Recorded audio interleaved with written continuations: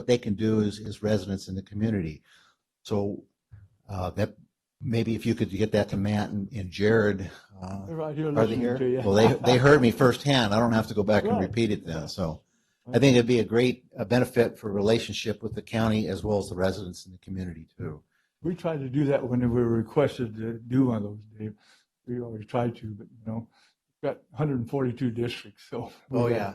Well, there was an Not effort to. easy, but it's. Correct. And it is. It's a difficult task. There was an effort a couple months ago now to do this, which was kind of a slipshod organizational process because Raymond Gutierrez, who I think is the lead engineer on this whole project, was on vacation. So there were some people that were missing that were pertinent players that could have disseminated some great information to the public. So that's why I'm asking if we can come back to the county facility, which is more accommodating, and get that information out. Also, Dave, so Bobby and I, my chief of staff, we have, like monthly and even sometimes quarterly meetings with the governors. They opened new offices here for the Central Valley, and we had a woman that was there, and she was really great helping us. So we had August 3rd, we had the new representative, Abigail Solis, and she's right here in Fresno, and we had a meeting with her. So she always asks us what we need. Our number one thing we ask for, helping us. So we had August 3rd, we had the new representative, Abigail Solis, and she's right here in Fresno, and we had a meeting with her. So she always asks us what we need. Our number one thing we ask for, helping us. So we had August 3rd, we had the new representative, Abigail Solis, and she's right here in Fresno, and we had a meeting with her. So she always asks us what we need. Our number one thing we ask for. So we had August 3rd, we had the new representative, Abigail Solis, and she's right here in Fresno, and we had a meeting with her. So she always asks us what we need. Our number one thing we ask for. So we had August 3rd, we had the new representative, Abigail Solis, and Groundhog Day. And we had a meeting with her. So she always asks us what we need. The number one thing we ask for. August 3rd, we had the new Groundhog Day. And we had a meeting with her, so she always asks us what we need. The number one thing we ask for. August 3rd, we had the new Groundhog Day. And we had a meeting with her, so she always asks us what we need. The number one thing we ask for. August 3rd, we had the new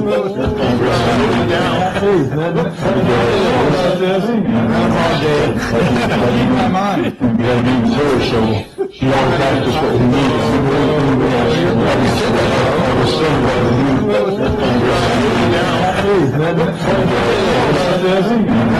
we had the new and we had a meeting with her, so she always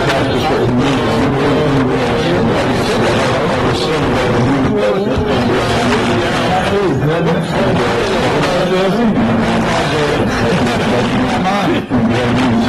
number one thing we ask for. August 3rd, we had the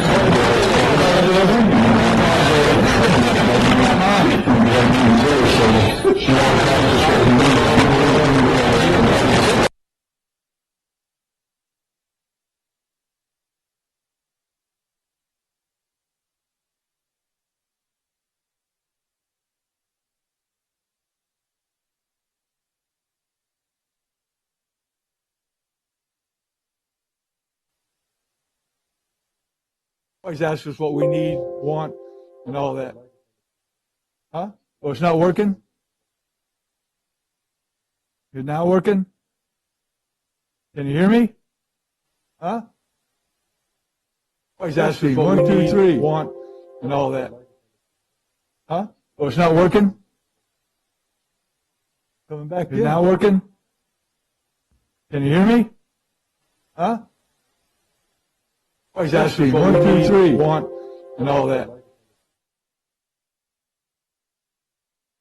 Well, we've never, ever had this happen, ever.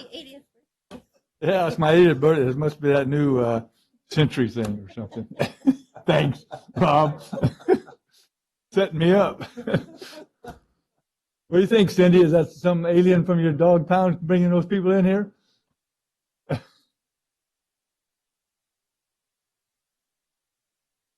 Yeah, somebody's got to keep talking. we'll take a 5-minute break here, and while we're waiting and while there, and I'll stay here so that I can talk and see if it's redundant or not.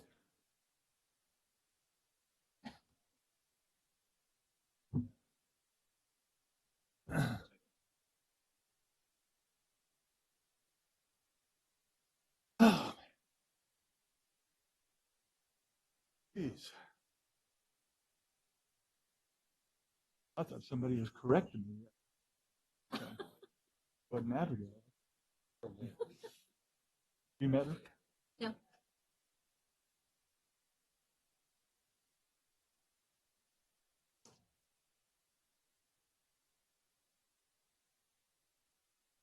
Okay. Other one was really. We asked for it before, she got it for it.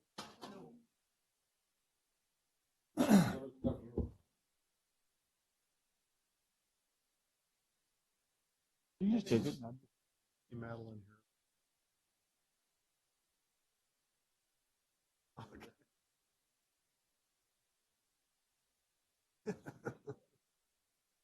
DWR. Oh, hang it. Did move that water tank. But we got other one. I need to. Hey.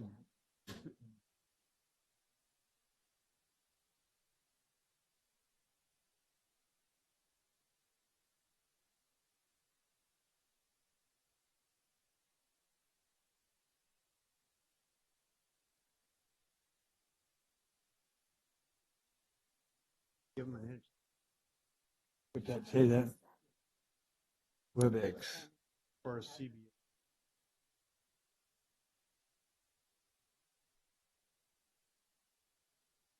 Test, test. Good.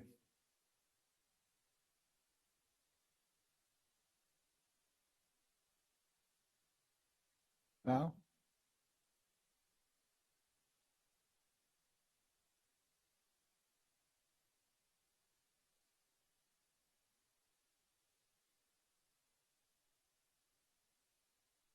We are good. Yeah, but no, they're not. We're live.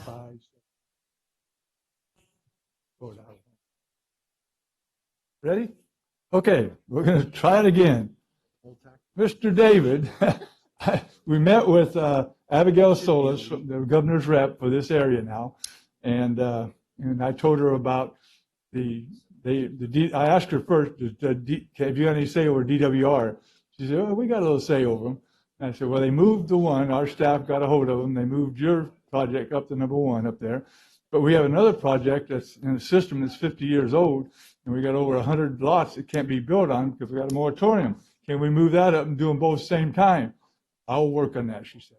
So we did do that on the 3rd.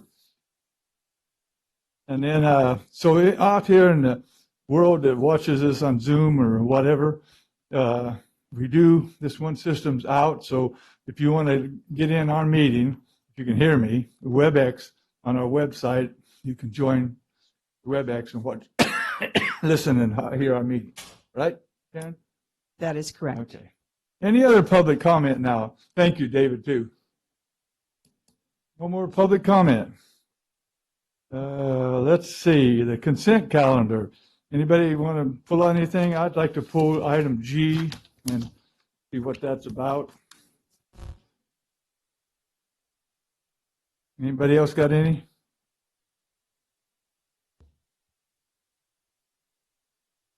Anybody else got any items? Okay, item G. Who's going to talk about that?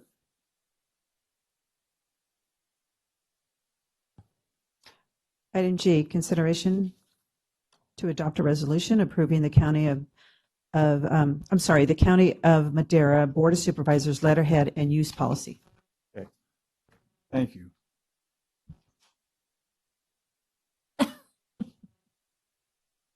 Are you going to talk about it, Regina? We have brought this item to the board because we are Oh, having. okay. I'm sorry. No. It's my Karen's item, gonna give it. actually. That's good. We want to make sure that we have proper use and a policy in place for use of the letterhead. So when individual supervisors have something that they want to present or write to the constituents, they're able to use their individual letterhead. Yeah. So it does not the represent- whole board, The full board. right? Yes. That's where it should be, right? So that's just clarifying it? That's clarifying that, and I will provide you with all of the individual letterheads later on today. Okay. I have mine. I've used it that way many times, so, okay. When you ask, you can use it. Any other items? Okay, public comment on the consent calendar. Move to approve? Second. Roll call, please. Supervisor Frazier? Yes. Supervisor Gonzalez? Yes. Supervisor Rogers? Yes. Supervisor Poitras? Yes. Chairman Wheeler? Yes. Vote passes 5-0. 6, discussion items. 6A. Presentation of the County Medical Services Program and Governing Board overview by Carrie Brownstein, CMSP Executive Director. Good morning. Can you hear me? We sure can, as long as you don't Great. echo. Thank you for having us today. My name is Carrie Brownstein. I'm the Executive Director of the County Medical Services Program Governing Board, and I'm joined by Allison Kellen, our Program Director. Next slide. Can you blow that up so it's more on our thing, it's that little insert? Carrie, are you presenting on your side? We are. Okay. Just one moment.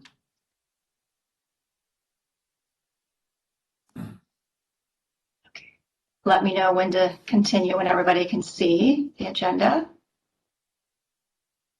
Are you sharing your screen? Yeah, we're trying to. Allison is.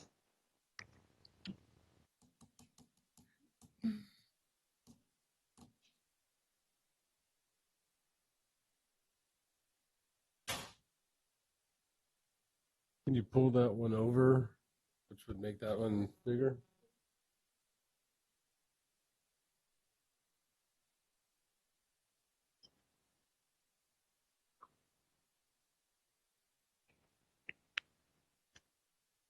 Oh, it's over here, huh? They were supposed Not working, okay. Great world of technology is great when it works. Yes. Would you like to share it on your side? Would that be better? Let us know. Just one moment.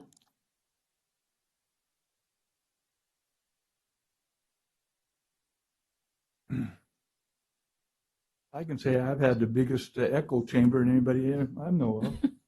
Just went on and on and on. It must have been clear to Russia by the time it got.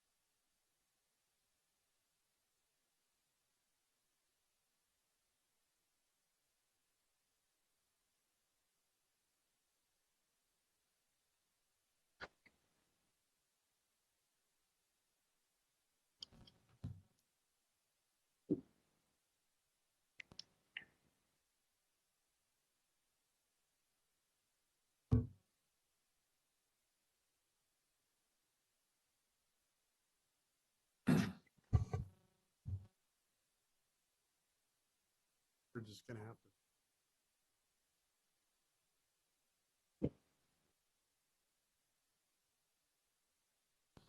to.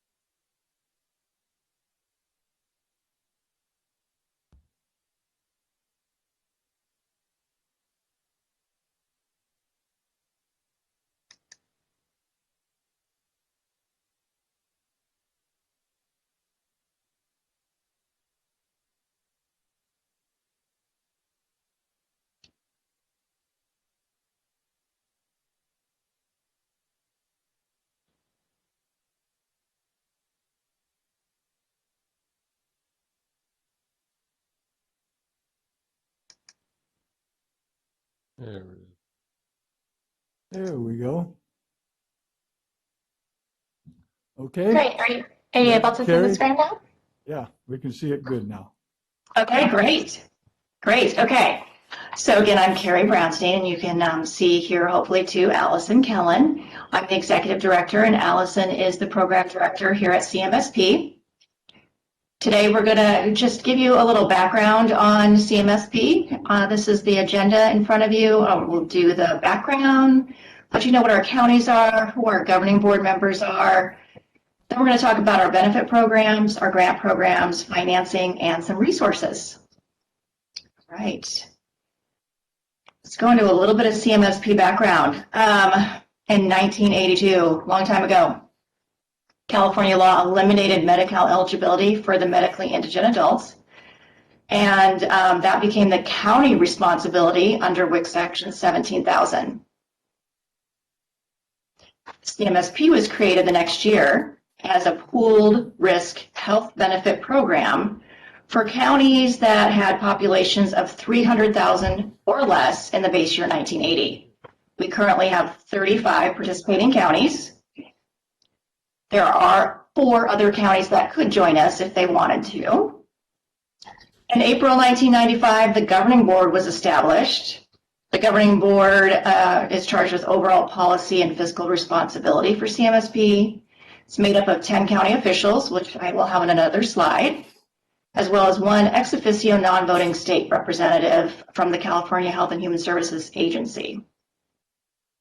Following the Affordable Care Act, that went into effect in 2014, our membership dropped significantly because a lot of those medically indigent adults went back to Medi-Cal. However, we still do have a CMSP population, although it's much smaller. And following that, the governing board established Path to Health, Connect to Care, and additional grant programs, which we will talk about. CMSP is administered through contracts. First, we have a small administrative staff in Sacramento. AMM, Advanced Medical Management, we contract with them for our medical and dental benefit administration. We contract with MedImpact for pharmacy benefit administration. California DHCS for eligibility, data file transfers. Other consultants and contractors provide various services. Next slide. All right, here you can get a picture of what we cover in California, what counties. You can see we're mostly northern, and then we have a little bit of eastern, and then we have Imperial in the south. Next slide. Who are our board members? All right, so we're made up of 3 supervisors from our counties, 3 CAOs, 2 health directors, and 2 welfare directors. Brad Wangen-Connect is our board chair, supervisor out of Napa County. Then we have Richard Forrester, he's our vice chair, supervisor out of Amador County. We also are represented by Yolo, Laughlin, Humboldt, Marin, Colusa, Yuba, Glen, and you can see there, Deborah Martinez in Madera County is also on our board. And Kimberly Chen is our ex officio member. We also have committees. We have the executive committee made up of board members. We have a planning and benefits committee made up of county representatives and provider beneficiary advocates. You can see there again, Madera is represented by Sarah Boss. And then we have an eligibility committee. To note, planning and benefits committee will be meeting later this month. Benefit programs. I'm going to turn it over to Allison to talk about our benefit programs. Good morning. CMSP operates 3 current health coverage programs.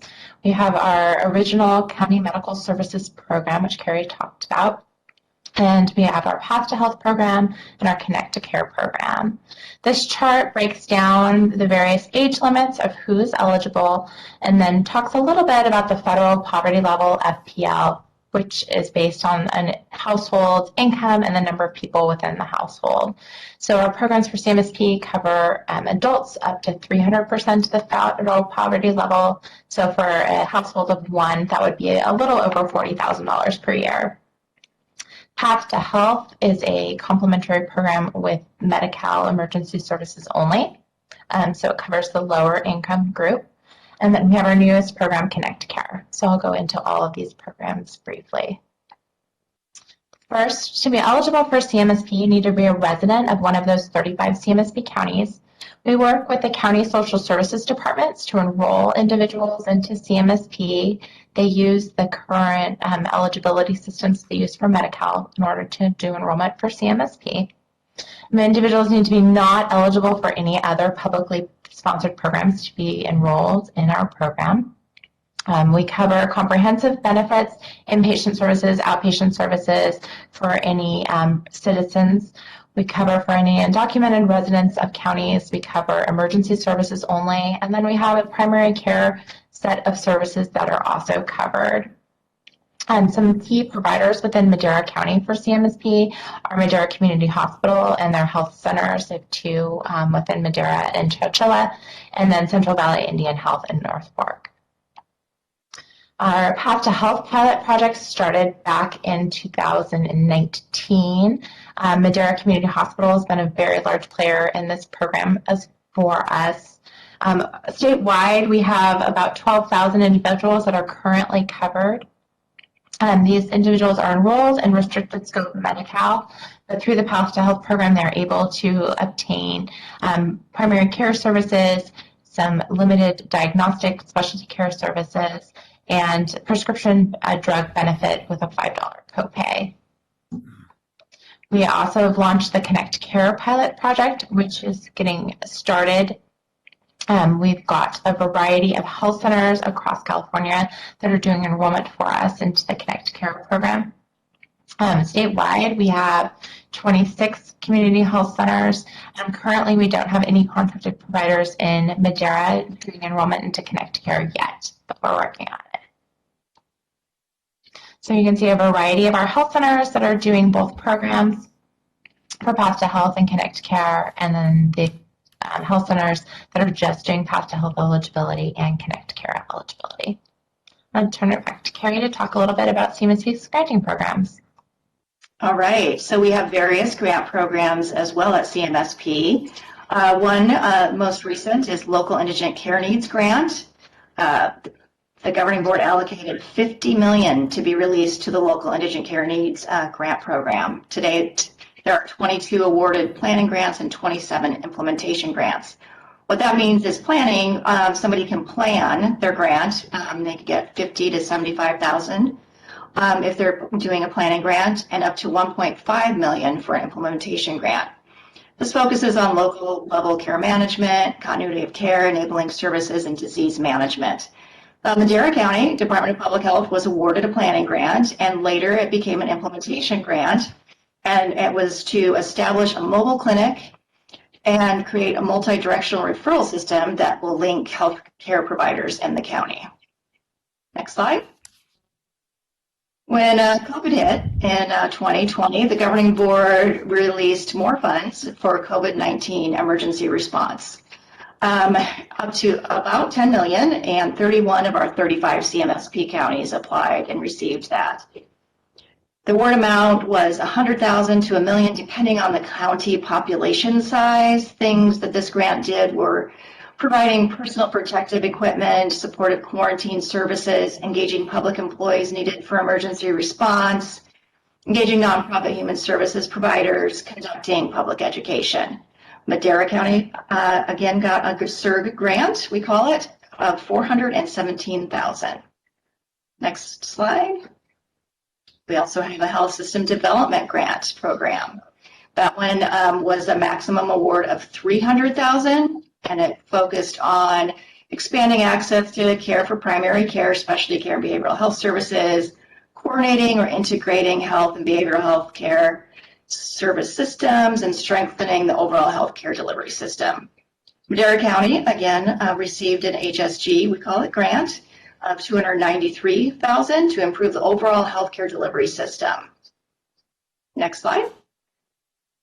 We also have a specialty care access grant. Now, this one's a little bit different. We have a grant with an organization called Operation Access. And what they do is they expand specialty care access for low-income, uninsured, unfunded adults by arranging elective outpatient procedures through donated care.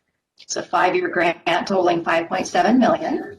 Services available in 12 CMSP counties in 2021 and an additional 7, including Madera, in 2022 through 2024. Next slide. We also have a healthcare workforce development program. What that is loan repayment programs for various service providers. To date, our CMSP loan repayment program, which is for dentists and doctors, nurse practitioners, and physician assistants, we've had 243 recipients at $8.3 million. And our allied healthcare loan repayment program is various allied healthcare professionals with amounts up to $16,000 with a 1-year service obligation, and our contracted providers, and that was 181 recipients, up a little over $2 million so far. Next slide. Okay, you might be wondering, how is CMSP financed? We have some different things here. We have Pre-Affordable Care Act and Post. Pre-Affordable Care Act, we were a much bigger program. We had county realignment, CMSP realignment, and county participation fees.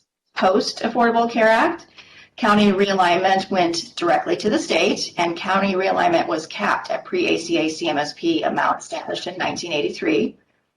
Most counties were pretty happy about that if they were CMSP county. And we had significantly reduced CMSP realignment through 2018-19.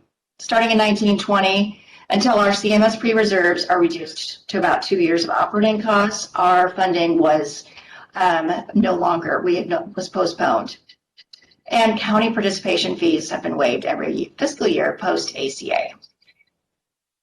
Next slide, let's give you a few resources. CMSP staff, myself and Allison and Megan Forrest, our Director of Finance and Administration.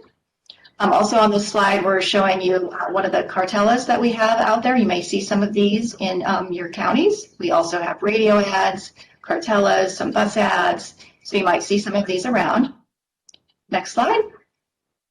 We also have 3 websites. We have our main website, cmspcounties.org. We also have a Path to Health website and a Connect to Care website. For a quick and easy access to all 3 programs and how to be, if you're eligible or not, a good place to go is careandreach.org. Next slide. That is our presentation for today, and I'd like to open it up and see if you have any questions. Any questions from the board members? There you go, Letty. I just have a couple. Thank you for that. So and maybe Deborah can help us with this one, but do we have a large percentage of people who are participating in this program over at DSS, or do you have that percentage or numbers of people participating?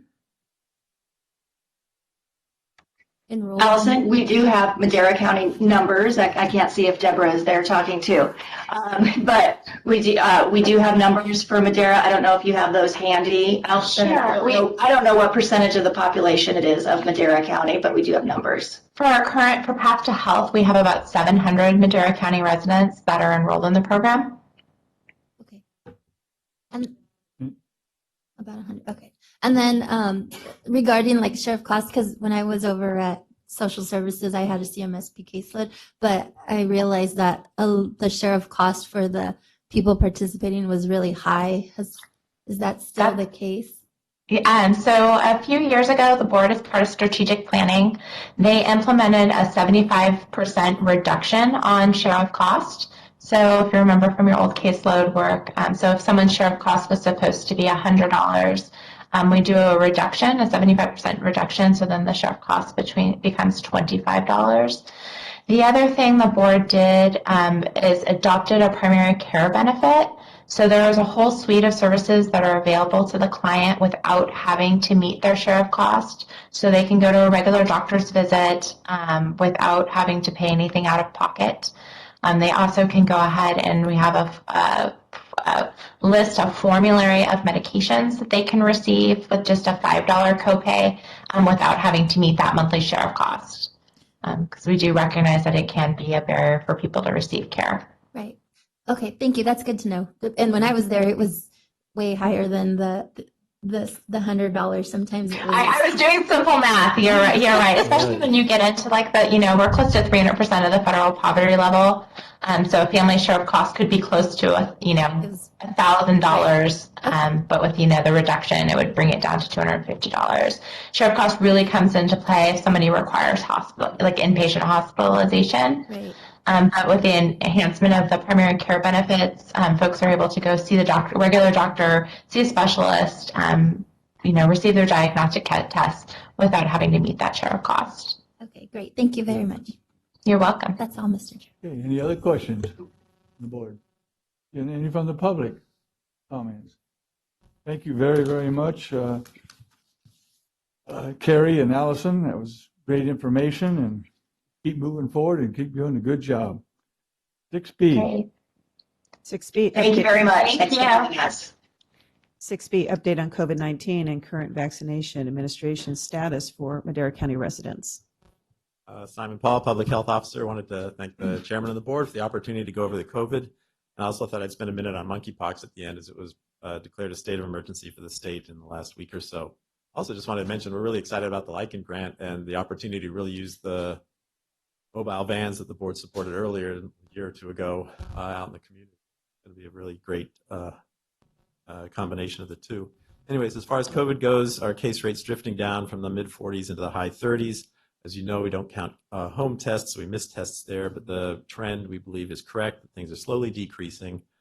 Hospitalizations have drifted up slightly. If you remember back in Omicron, they're about 60. They went down to the single digits, and now they're about 10 to 15 people in the hospital.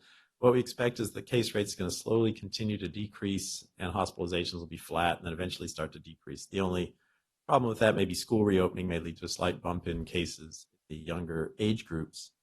As far as vaccination goes, about 60% of the total population has one or more doses. The newest thing with vaccinations are the youngest groups, age 6 months to 5 years old.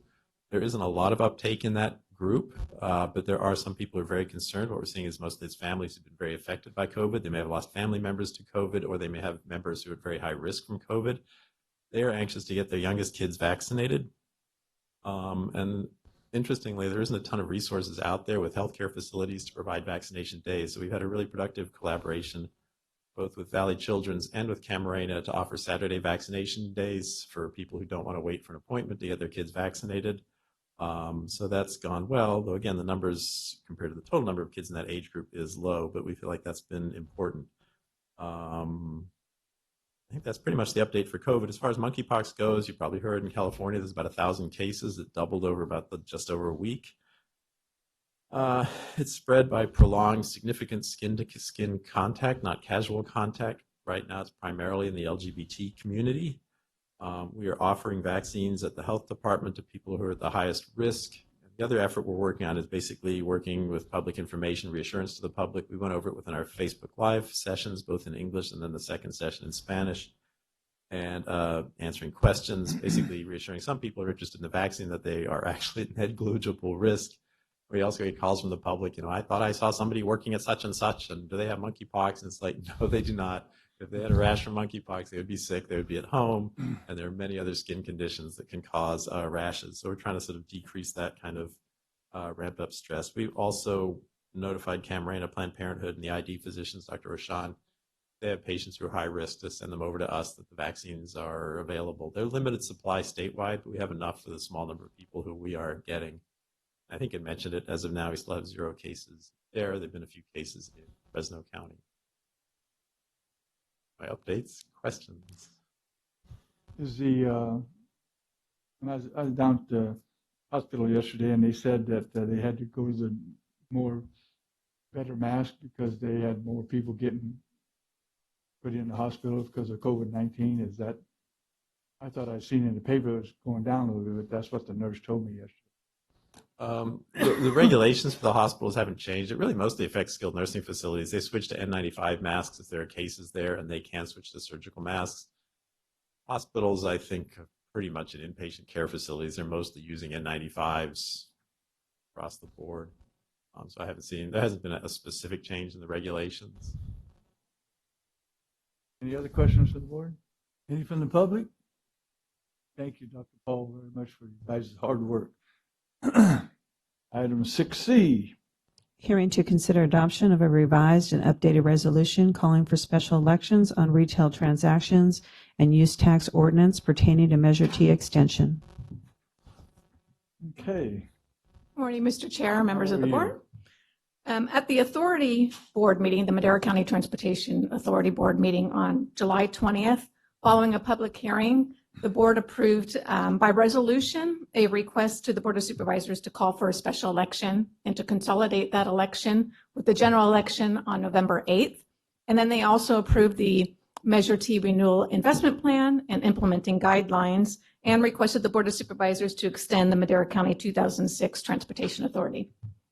The Authority Board then, their next item on the agenda was to waive reading and approve ordinance number 2022-01 to be placed on the ballot. At your meeting on July 26th, the Board of Supervisors had a public hearing, received public comment, and approved by resolution to call for a special election and consolidate the election with the general election on November 8th of this year. A question was raised, and it was decided that the Authority Board should hold a special meeting, which to clarify for transparency purposes, some of the actions that were taken at the July 20th meeting. So we held a special meeting on August 5th, Friday, August 5th. And the following actions were taken at the Authority Board meeting on August 5th.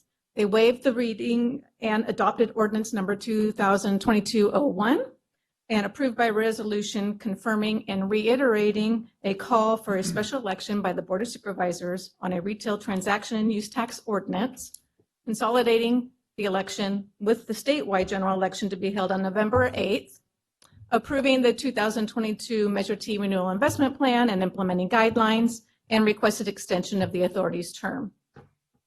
Today, I am here before you because it was recommended that the Board of Supervisors recognize those actions that were taken on August 5th regarding the adoption of the ordinance of the 2022-01 to be placed on the ballot.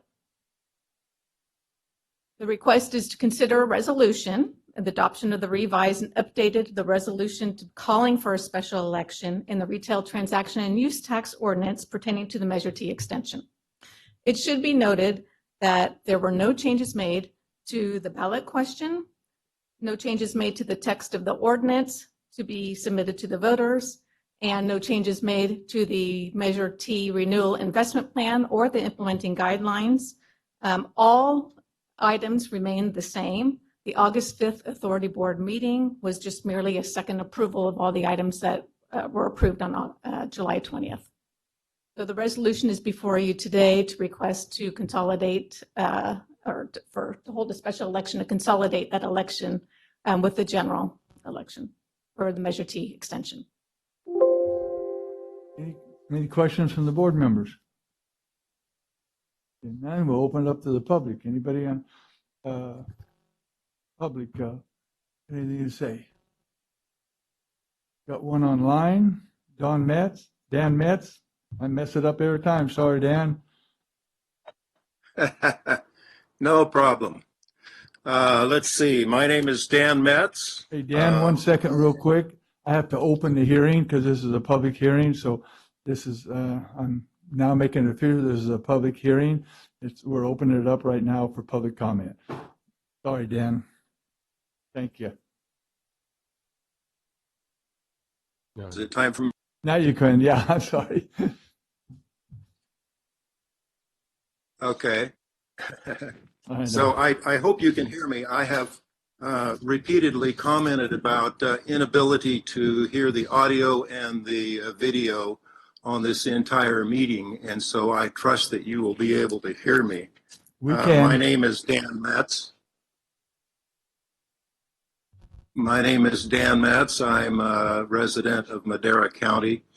I speak today as an individual and not as a member of any particular group. I'm opposed to the foreverness of the half-cent sales tax, and I'm opposed to that because I don't see adequate checks and balances in the development of the resolution, and I don't see adequate accountability in the going forward of the resolution. Also, there is insufficient citizen input into the whole process. So I would ask that you put this whole process on pause and get adequate citizen input before you proceed. I know there have been polls and surveys and those kinds of things, but I don't think those are sufficient. I think you need grounds up input. I think the Oakhurst area plan has not been adequately considered and those kinds of things. So I would ask that you put the whole process on pause. Okay. Thank you. Thank you very much. Madeline Harris. Good morning. Good morning. Good morning. This is Madeline Harris from Leadership Council. I want to second everything that Dan said. We're really concerned, as you know, with the lack of community engagement on the Measure T renewal process. As we've stated many times to this board, to MCTC, and at the steering committee, it's unclear from the staff presentation why another vote is needed, why this resolution is needed if no changes were made. So I would like to request some transparency and clarity on that. I'm not sure if this has anything to do with the legislation that created MCTA. It's really unclear to me why this resolution is needed. So I'd like to get some clarity on that, if anyone can follow up. And I just want to reiterate that we are really concerned about the permanence of this measure as proposed. And I agree with what Dan said about how this, would cause concern considering the foreverness of it. And I think that it would take away the voting power of future generations to be able to decide how their tax dollars are going to be used. I don't think that it should be under the full discretion of future boards to decide what changes to the investment plan and implementing guidelines are made. I think voters should have the right to make those decisions in the future. And so once again, I'm asking you to vote no on this resolution. And I think that we can do better if we start this process over and do, like Dan said, a ground up community engagement process to get input from the public about how this measure should be created and how it should be extended. And the good news is that we have another chance in 2024 and then another chance in 2026 to get this right.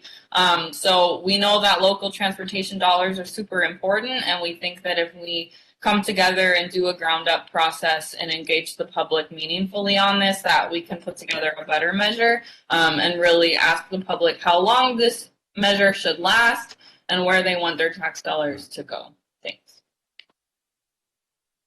Any other online commenter? Anybody in from here? Move to approve. Second. Okay, Patricia, could you answer why we had to redo that again for clarity for everybody? Excuse me. There was a question raised, and so it was decided that for clarity and for transparency purposes, that the Madera County Transportation Authority Board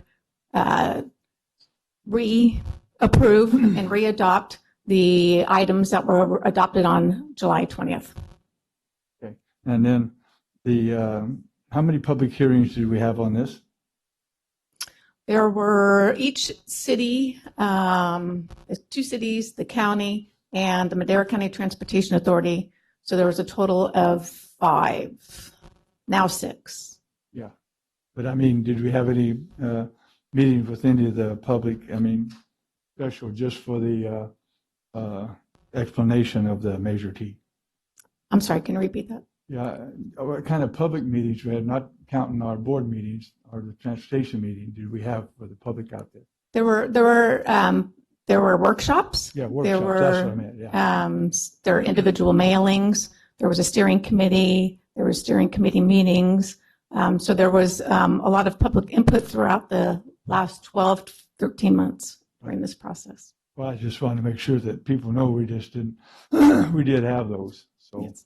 I think Rob was at a lot of them, so. Yes. And you almost couldn't- and every you- one. And you Yeah. couldn't go on Facebook or online without seeing Measure T being explained. So I don't understand this idea that there's no public input. I want to know where these people were the last 18 months, Right, 13 months. 13 months, Yeah, I mean. I agree with you. But one thing I want people to know is that, without this being a self-help county, we are really screwed, dude, and tattooed because the money we get is at least twice as much as we get from our local taxes that we get to put in roads, which is not very many. We spent thousands of dollars to do that study 2 or 3 years ago on all of our assessments of all of our roads, 1,700 of county roads and 500 miles of special district roads. And I was on the committee for Measure A clear back in 1990, I think it was. I was on the second committee in 2006 that we did almost the same thing we're doing now on the hearings and everything else and campaigning for them. And it's paid off. I think there's 38 counties as self-help counties. 25. 25. 25 25 of the counties. 58. Yeah, and a couple of years ago, some of the counties that don't get this extra money that we get by our grateful citizens voting for this, tried to pass a bill that us self-help counties couldn't get that extra money. Luckily, it was defeated. But that's how important it is to other counties getting this money if they could get that passed. That I said, that's a pretty dumb bill. What do they call it? The jealousy bill? Yeah, no kidding. And I think, Matt, wasn't it $40 million we needed to bring up our roads up to a level 40 or 50 or something? In that study? Thank you, Mr. Chairman. Matt Treber, Chief of Development Services. Unfortunately, it isn't $40 million. I would love for it to be only $40 million. It's more in the tune of the 62 to 65 million That's right, annually yeah. to bring our pavement index to a level of 70 or a grade of 70. Right. So We're way down compared to the state. I think we're in the bottom 10 or something. There's a lot of need for improvement in our road network out there. I mean, we do have some of the highest amount of road networks. We just had an item on consent to adopt our latest numbers, so we're right at about 2,000 miles, right? And you've heard me say, you've heard it before, and many of the public, because I say it often, right, that we have approximately the same as San Diego County, and yet we have 12 million, 13 million a year to maintain the same amount of road miles that San Diego gets 60, 65 million for maintenance dollars. So, can't stress enough the importance of Measure T long-term for the viability and of our network. Yeah, and even though people don't really know this, but special districts, we can't spend our public money on special districts. But there's a clause in the state law and our Measure T that if the special districts like Lori Lane and Malham Ridge up of 420, they came to us and wanted to improve their roads. So our engineers figured out what it was going to cost to do them, and then they passed resolutions for their special districts to raise their dollars what they pay in to do their roads, and there's matching funds for those special districts to get those roads done, and we've done both of them. And I think we've done a couple more. I just can't put it on my MD21. We did quite a few in MD21. We paved almost 33 miles in the last 12 years, and that would not have happened without Measure T. Yeah. And another prime example for District 5, that crosstown connection. The reason we try to do this early every time is because you do not get to do a project unless you can back it up with money that you're going to have to be able to do it. Measure T took us crosstown connection took us 7 years. From the time that we voted in here for it to the day we started, it was 7 years. Yep. And between the environmental that you have to do and buying right-of-ways and doing all that stuff, that's what these projects. Look at the crooked road bridge on Road 200. I've really been fighting that ever since we used Measure A and T dollars to do Road 200 from 41 to that crazy bridge. And it took us years to do that. In fact, it was on the books in Measure A. It was the second or third project. They actually had priority projects to do. And that was one of them. And it took years and, I mean, hundreds of millions of dollars of environmental impact studies we had to do to get those done, even for the bridge. I mean, I think the bridge cost as much as most of the road did, just doing the environmental costs and fine gold. So the public just really needs to know why we're doing that. Long term, being forever taxed, I wasn't 100% encouraged about it, but when they put the language in there, that every so many years they come back and study it, and they also have an oversight committee, which each one of us put citizens in our district on those oversight committees to see that we're doing what it says we're going to be doing. And they meet quite often, and people don't go to them. Then they come and complain to us, which we've caught them over the years quite a few times, saying we didn't do what it said. Well, we had public hearings on it. That oversight committee would come with recommendations. If we thought they were good, we changed them. You know, that it's something that we can do. People can come to the board and petition them if they don't want it to go any further. This half-cent sales tax has been on since 1990. It's not changing. It's still going to be a half-cent. And if you buy just regular stuff for a year, that's going to cost you in sales tax from $30 to $60 a year. And all of it goes right into the roads, every last dime. Yep, it all goes to the roads. State don't get any of it or anything else. This is a tax we get to keep. Local roads. Yeah, local roads only. So anyway, I just had to say that because I just think it's so important. And I'm not a tax guy. I don't care for a lot of them, but when you do one this important, where the feds and the state both have monies where counties want to help themselves. It's kind of funny because it's the one tax that we pay that does exactly what we say it's going to do. It's probably the only one that goes exactly where it needs to go. Yep. To roads. Supervisor Poitras. Yes, thank you, Mr. Chairman. I'd just like to point out in regards to, and thank you for those comments. Those were, very pointed and very accurate, and thank you so much. I just like to also add that every time we put this renewal on the ballot, it costs hundreds of thousands of dollars, and it takes lots of staff time and et cetera. And it also reduces our ability to bond for projects for the long term. So number one, it's savings for the taxpayer. And as you pointed out, we do have that oversight. We've got the Measure T Oversight Committee. We've got the jurisdictions. We've got every 2 years, there's an opportunity for public to weigh in. It's something called elections. There's county supervisors, there's city council people that are up for election every 2 years. So that's another oversight or opportunity to move forward. And one final thing I'd like to point out, it's interesting, there's certain groups that are opposed to Measure T that work in other counties. And I haven't heard some of these groups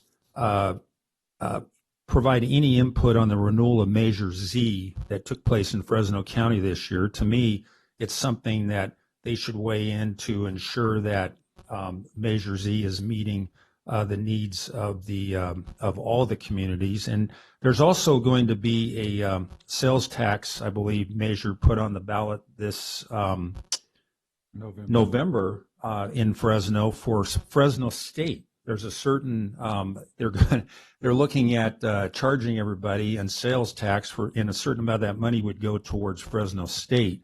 And I'm not sure if it's for the entire program or athletic program, but and I haven't heard these organizations weigh in on that either to ensure that the entire community is going to be well served. So I would like to see, it's interesting. It's curious to me that they're very selective in terms of what they weigh in on. So That's so I like true. to, Yeah. like to see more consistency. Thank Yeah, you. I agree, Supervisor. One thing I didn't want to forget to say is that, this one person's always complaining about DAC communities, Lavina and Fairmead. Well, obviously they don't ever go to North Fork or Raymond. No, most of Madera County is a DAC county, and North Fork has got probably twice as many people in it that Lavina and Fairmead have. And I've been trying to get streetlights for North Fork for 25 years, way before I was ever elected. We still don't have them. We were trying to get a safe road up to our school from South Fork and North Fork. It's right in the middle. Have to cross over a creek. It's got a narrow bridge with no walking areas or bike areas. So I don't know why nobody pays attention to the rest of the county instead of just trying to pick out two that we have tried to help continually. I mean, I've even been out of Dave's district out there to look at Fairmead. This whole board, Right. we've had special board meetings right at We their, have. at their school Like- right there. Call for the vote. Okay, I'm sorry. Call for the vote. I'm through preaching. Oh, I'll close Chair, the you public closed- comments. I'm And sorry. you close the hearing with that Close the public hearing. comment. Yeah. Supervisor Rogers? Yes. Supervisor Frazier? Yes. Supervisor Poitras? Yes. Supervisor Gonzalez? Yes. Chairman Wheeler? Absolutely. Vote passes 5-0. Pending legislation. Oh, Mr. Chairman, I'd just like to say one thing, just so nobody comes back and it bites us. Did we consider this ordinance properly? I heard somebody say, move for approval second, but should it have been, I move to adopt and waive further reading? Would we have said that language or? Thank you for checking, and Chair, members of the board. It is not our ordinance that we're adopting. We're adopting Okay. a resolution that It incorporates affirms it. the Affirms it. authority's Thank you. ordinance, and that is an It- exhibit Rob. to your The- attachment that will be given to the elections office. And we've been assured that the ordinance you. was adopted in a proper manner. Good. Thank you. it's become so ridiculous. Where Things we've that had they to try to go. pick apart. Exactly. Non. Thank Thank you. you, Rob. Okay, pending So- legislation? So Chair, just to Go ahead. beat a dead horse, there was a first, there was a second, the hearing was closed prior to the board Vote. members' continued conversation. We made sure that public comment was over and the hearing was closed and the roll call vote was taken. Thank you. Okay. Thank you, Council. No pending legislation, Chairman. Okay. David? Nothing to report. I did attend the RHA, so. Huh? Regional Health Authority. Oh, okay. Just due to the, I guess there was some issues with like fuzzy. So I would just like to reopen and close today in memory of Mike Kadai from our IT department. Wonderful person that a lot of us knew very well, is a member of our work family here. And just to remind everybody, when you'd ask him, he'd say, consider it done. And so he'll be greatly missed, not just as a member of our team, but as a friend and colleague. And then also from Caltrans District 6, a construction engineer, Ali Shabazz, was involved in a fatal vehicle accident and killed. And just reminding everybody to truly slow for the cone zone. So thank Ali and his family for Yeah, it's 8 kids. 8 kids. Yeah, I mean, it's just so sad. So thoughts and prayers go out to their family. And then I have my coffee and conversation next Wednesday at 8:30. Oh, I was thinking I was going to remind you because I thought you had it last week. So next Nope, week. Next week. Perfect. On my birthday, I don't know how Bobby and I messed it up, but we had a town hall that night. Zoom in. He puts it live on Facebook. We had over 400 people watching it. And We mainly went over children's services from the sheriff all the way down to our social services, behavioral health, and everything. It was a great evening, great information. You just don't realize what we do for our communities until you hear all the different departments putting their input in on it. So that was, I thought it was a great, and I want to thank all the presenters too. So I probably have it here someplace, but I don't remember what all of them were.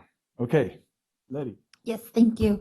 I just want to remind folks that there is a suicide prevention hotline. We've been reading a lot lately, and we know some folks that have committed suicide, and so the number is 988, and you can dial locally at the Behavioral Health Department 673. Can't see. 3508. And that's the number you can call. There's resources and folks who are available to help. Suicide is a permanent solution to a temporary problem. And so we want to make sure that we provide that information, not just during Suicide Prevention Month, but all year round. That is the next pandemic that is happening. Yep. Right. That's, Rob. that's all. I have nothing to report. Thank you. Okay. Your trivia for today is the last day of my 39th year of public service. So Wow. it's been a pleasure. 39 years. Close to my Just 10-year, marks. that Rob was I'm talking trying to about. catch up, but I don't think I'll get there. I just want to all. clarify for the record that it's the last day of that 39th year, not his last day. Right. So Yeah. I just want to, that way that doesn't get. Put out there, right. Thanks. No report, Chair, other than a reminder that you may want to go back into closed session. Yes. Karen, Nothing to report. you guys want to go back into closed session? Mr. Chairman, if I may. Oh, yeah. I'm sorry, I didn't see you up there. That's all right. I was trying to sneak up here. I had just a quick item again. Matt Treber, Chief of Development Services. I wanted to make the board and the public aware. Staff had just brought this down to me. We did receive a letter from Self Help Enterprises, who is our applicant on the River Grove apartment community for conditional use permit 2022-002. The letter they've submitted. Yeah, in Oakhurst, the letter they submitted has formally withdrawn that application. So I know we had that potentially scheduled for the 16th next week, but there is no active project or application in process anymore for that. So they have withdrawn that application completely for consideration. So wanted the public and the board to be the first to know that. Again, that just came in when you saw Jamie Bax walk in. That was bringing this letter in. So that's all I had. Thank you. Oh, just that I may have potential jury duty next week. So Oh, you might, huh? we'll see what Yeah. happens on You call in Tuesday. Monday night, or hmm I've been on, they've called me in a few times. Never been on it since I've been on the board, though, but they always call me. No, I was too. I did on one. Right. Always kick me out. Okay, we're going to go back in closed session, then we'll go break for lunch after that, and then we'll have our agenda meeting after that. 1:30, yeah. 1:30, yeah. Yeah, we'll come back and close the meeting, yeah. You get a hold of David?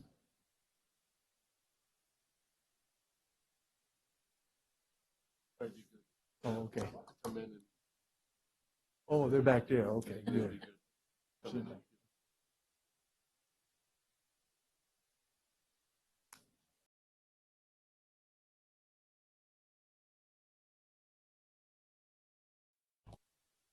Okay. We're ready.